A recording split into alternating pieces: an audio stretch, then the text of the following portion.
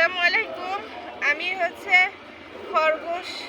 খরগোশের বাচ্চা আজকে আরও 4টা হয়েছে, তো খরগোশের জন্য খাবার দিতে হবে। বাসায় বাঁধাকপি আছে, কিন্তু খরগোশ কেন যেন যে আমাদের এই যে এখান থেকে যে এই পাতাগুলো আছে না, এগুলো কুচি কুচি করে দিলে বাচ্চাগুলো এবং বড়গুলো সবাই খুব পছন্দ করে খায়, আর অনেক বেশি ঘন হয়ে যায়।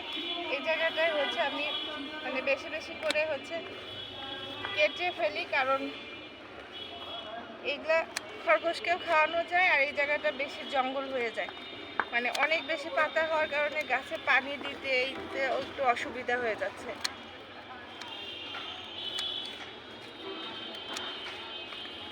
আর এর আগে ছেড়ে দিছিলাম, কয়েকদিনের মধ্যে আবারও বড় হয়ে গেছে।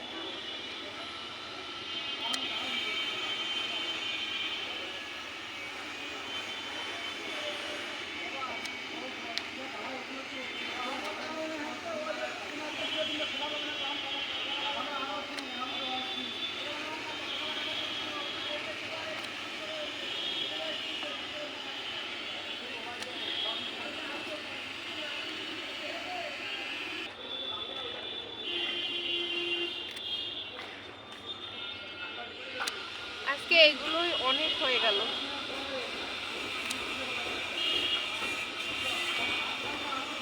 আর একজন গাছে পানি দেওয়া শুরু করছে, আমার দেরি হচ্ছে দেখে সে নিজে নিজে গাছে পানি দিচ্ছে। আমার ছেলে, মাশাআল্লাহ, আল্লাহ তাআলা সবাইকে বুঝার তৌফিক দান করুন।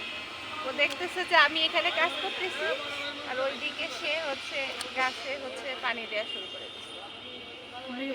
তো গাছ থেকে সরাসরি বাঁধাকপির পাতাগুলোকে নিয়ে এসে কুচি কুচি করে তারপরে খরগোশের সামনে দিলাম। তো এখানে 3টা বাচ্চা আছে, আর সাথে টফি এবং আরেকটা খরগোশ আছে, যেগুলো এখন খুব মজা করে খাচ্ছে, আপনারা দেখতে পাচ্ছেন। আর বাসায় থেকে যেই জিনিসগুলো আমরা তাদেরকে দেই সেগুলো বেশি পছন্দ করে, বাইরে থেকে কিনে আনা জিনিস তেমন একটা পছন্দ করে না।